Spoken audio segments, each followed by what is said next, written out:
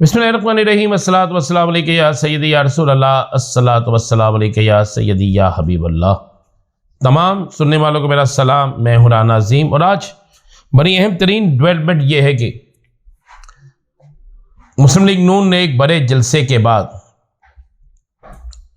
सिर्फ बड़ा जलसा मैं इस हद तक कहूँगा कि मियाँ नवाज शरीफ की आमद के बाद मुस्लिम लीग नून का कोई एक अच्छा जलसा हुआ है, बस इतना ही हम कह सकते हैं। और पूरी ताकत लगाकर, पूरे सोर्स इस्तेमाल करके, जन्नत के टिकट से लेकर होंडा 125, बिरयानी से लेकर कीमे के नान और तमाम चीज़ों को इस्तेमाल करते हुए एक शो किया गया।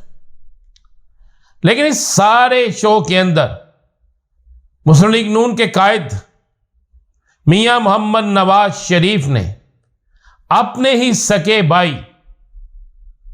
मियां शहबाज शरीफ के दौरे हुकूमत के खिलाफ पूरे जलसे में जो चार्जशीट जारी की बिजली के बिल पर, वो अपने ही सके भाई के दौरे हुकूमत की चार्जशीट जारी कर दी।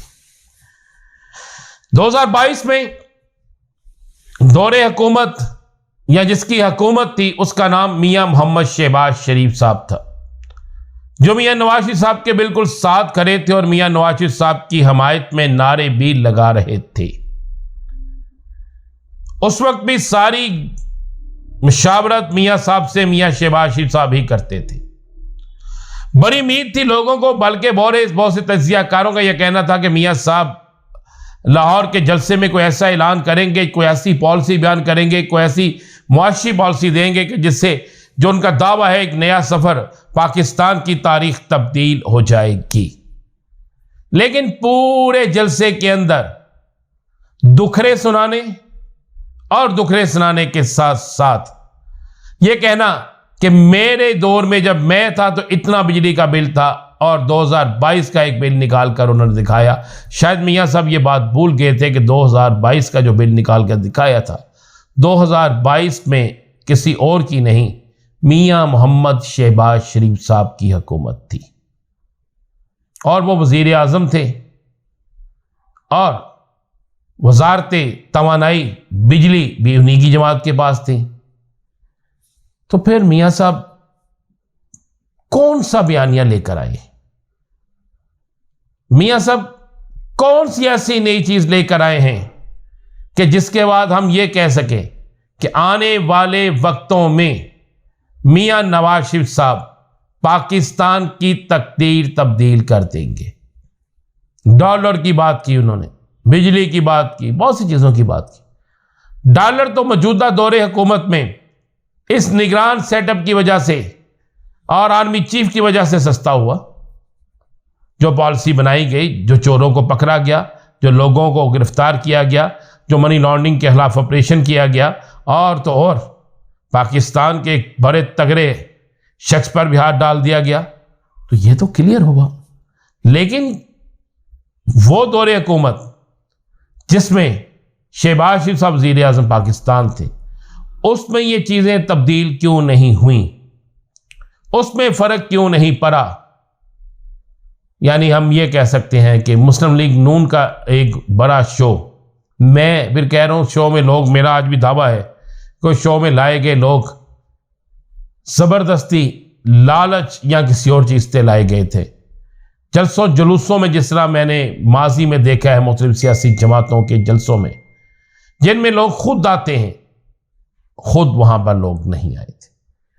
10% या 20% लगा लें जो खुद आए होंगे, लेकिन 80% को लाया गया था, क्योंकि मैंने रात को बहुत से लोगों को सड़कों पर रुलते हुए देखा और मैंने आज सुबह भी देखा। और जब मैंने उनसे पूछा तो उन्होंने मुझे कहा, जनाब जो हमें लेकर आए थे हमें छोड़ के यहीं चले गए, हम तो अब समझ नहीं आ रही क्या करें, किस तरह वापस जाएं। तो मैंने जब उनसे सवाल किया तो कायद के, आप अपने कायद के इस्तकबाल के लिए आए थे तो ये तकलीफ़ तो उठाना पड़ेगी। तो उन्होंने कहा, जी ये तकलीफ़ नहीं है, ये हमारे साथ सबसे बड़ी ज़्यादती है। तो एक चीज़ ज़रूर हुई है कि इनका वर्कर किसी हद तक चार्ज हुआ है, लेकिन इसके बावजूद भी एक बहुत बड़ा सवालिया निशान है कि मियाँ नवाज शरीफ की पूरी तकरीर में जहाँ माशी पॉलिसी नहीं दी गई, वहीं पर मियाँ नवाज शरीफ ने किसी जगह भी इलेक्शन के हवाले से कोई एक बात भी नहीं की। ना ये कहा कि इलेक्शन हो रहे हैं तो आपने मेरे उम्मीदवार को वोट देने हैं, ना उन्होंने ये कहा कि इलेक्शन फलां तारीख को होंगे, ना उन्होंने ये कहा कि इलेक्शन जो है वो करवाए जाएं। कोई ऐसी बात, किसी ऐसी चीज का जिक्र नहीं किया। आज सुनने में आ रहा है कि मियाँ साहब को मिलने कोई मुख्तलिफ पार्टियों के रहनुमा गए तो मियाँ साहब ने कई लोगों से मिलने से तकरीबन इनकार भी कर दिया। हाँ, मुस्लिम लीग नून और उनके जो आप कह सकते हैं कानूनी मशीर, उनसे मुलाकात जारी है, उनसे मुलाकात हुई है। उस मुलाकात में ये देखा जा रहा है कि अगर मियाँ साहब को इस बात की यकीन दहानी हो गई कि वो इलेक्शन लड़ सकते हैं तो फिर उनकी सारी ट्रीटमेंट पाकिस्तान में ही होगी, और अगर उन्हें यह पता चला कि वो इलेक्शन नहीं लड़ सकते तो फिर वो किसी वक्त भी अपनी ट्रीटमेंट के नाम पर पाकिस्तान से बाहर जा सकते हैं।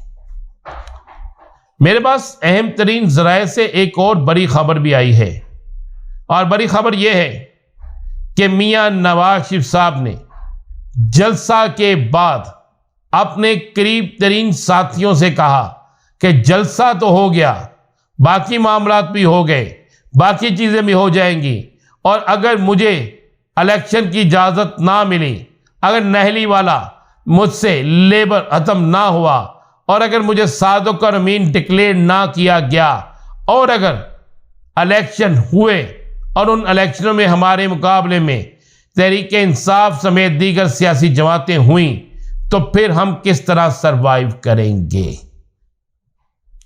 अब सराय इस बात की बाकायदा तस्दीक आ रहे हैं कि मियाँ साहब इंतहाई परेशान हैं, और पाकिस्तान आकर भी उनकी परेशानी इसलिए ख़त्म नहीं हुई कि उन्हें यह चीज़ वाज़े तौर पर नज़र आ रही है कि आने वाले दिनों में हालात अगर उनके हक़ में नामुनासिब रहे, अगर उनके पास वो चीज़ ना रही जो वो चाहते हैं, तो फिर मियाँ साहब, मैं आपको ये ख़बर दे रहा हूँ, फिर मियाँ साहब फौरी तौर पर अपने चेकअप के लिए दोबारा लंदन जा सकते हैं।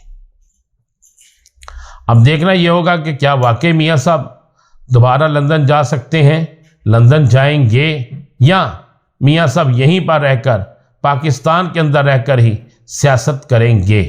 लेकिन एक बात तो बड़ी क्लियर है कि मियाँ साहब की परेशानी कम नहीं हुई, बल्कि मियाँ साहब की परेशानी में इजाफा हो गया है, और बहुत सी चीज़ें भी मियाँ साहब के सामने आ गई हैं, और बहुत से अहम तरीन सवालात भी जन्म लेना शुरू हो गए हैं कि अब मियाँ साहब पार्टी में किसको अहमियत देंगे, किसको अहमियत नहीं देंगे।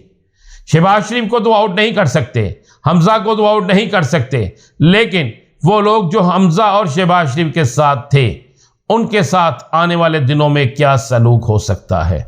सुनने में आया है कि शादरा से तल्लक रखने वाले कुछ अहम तरीन अफराद जिन्होंने मरियम का जलसा कराया था, उन पर भी टिक का निशान लगा दिया गया है। कल के हवाले से बहुत से लोगों पर भी टिक का निशान लगा दिया गया है। इवन एक साबिक वज़ीर आज़म पर भी टिक का निशान लगा दिया गया है कि इन लोगों को किसी सूरत ना टिकट जारी की जाएगी, ना पार्टी में रहने की इजाज़त दी जाएगी। मज़ीद क्या होगा, इंतज़ार कीजिए अगले वीडियो का। इजाज़त दीजिए, अल्लाह हाफ़िज़।